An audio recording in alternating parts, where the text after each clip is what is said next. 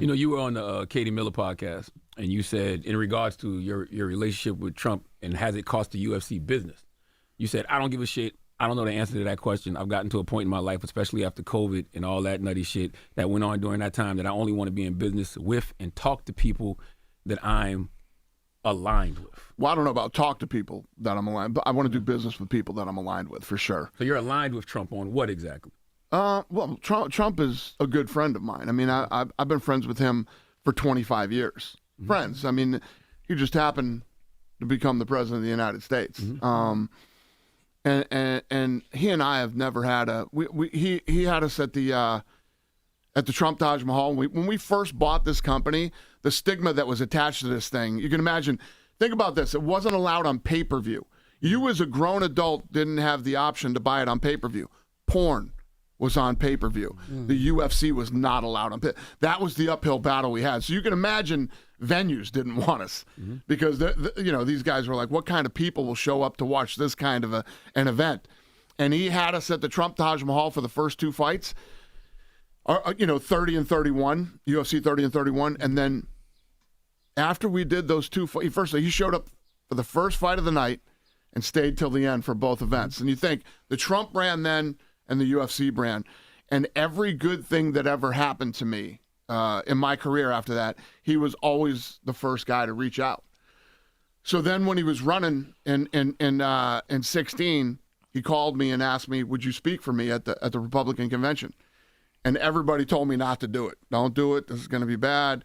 And he's never going to win and all that kind of stuff. But this was a guy that was always good to me and, always treated me well, and I did it. I can understand that. That's your friend. But when your friend has a disapproval rating of 62%, right, record high, people say they don't like his handling of the Iran war, the economy's shitty, cost of living for people is fucked up. Why can't you tell your friend he's failing the people?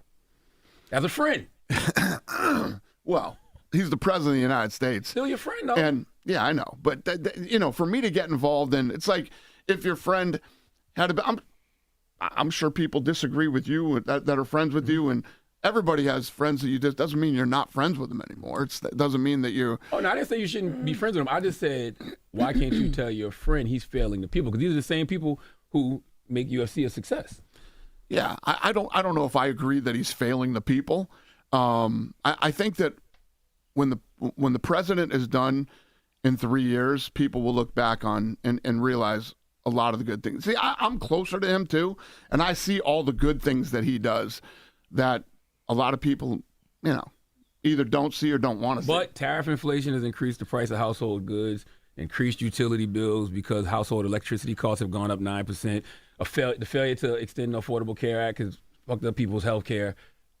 Everyday working class people who support your sport are hurting. You're never going to have a president that sits in the White House that everybody approves 100% of everything they do, and not everything is always. A lot of these guys right here, they just gotta go. Mandami is doing the right thing in New York. He says he's getting all what's happening. He's taxing them, and now they're leaving on their own. It's like that, dude. Nobody cares if you're leaving. For one, you don't pay your employees a livable wage. Who cares if they go? Let them go. Who cares? I think these people need to be highlighted the most because they're the greediest assholes on the planet.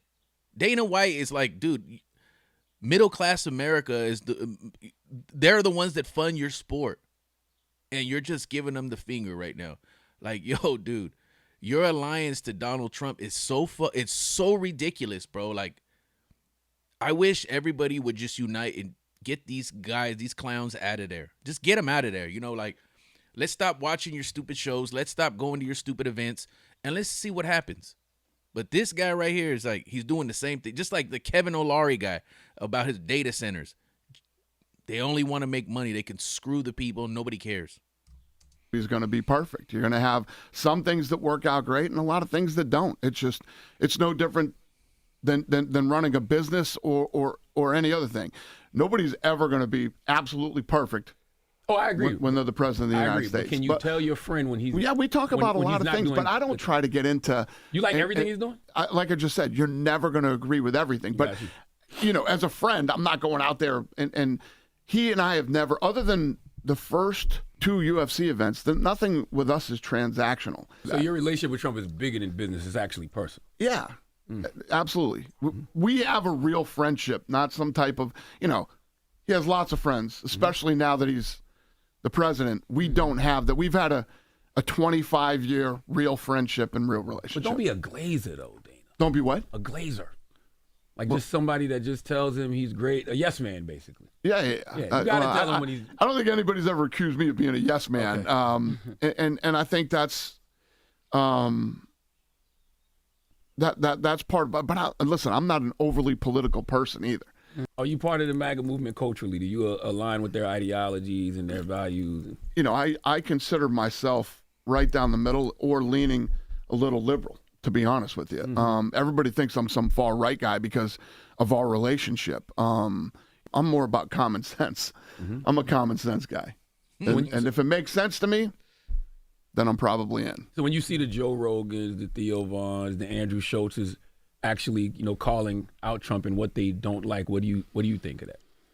I think that everybody's entitled to their own opinions, and if there's things that you see that you don't like, and you want to be political, call them out. Yeah, because it's interesting. Most CEOs try to stay politically neutral to protect the brand. You almost seem kind of like proud to be political, I guess. Not proud to be political. I mean, I'm just saying that this guy is my friend, and nothing is perfect. And whoever is the next president, right or left, isn't going to be perfect either. I just think that I don't base my relationship with him on politics. Well, what about when people say that you're the reason why a lot of young male voters, because of, UFC and everything that you have, voted for Trump? And that was something that, like, even if you didn't mean to do, it was widely talked about, and you still leaned into helping his popularity in the space. Yeah, I'm okay with that. But that gets political then. Yeah.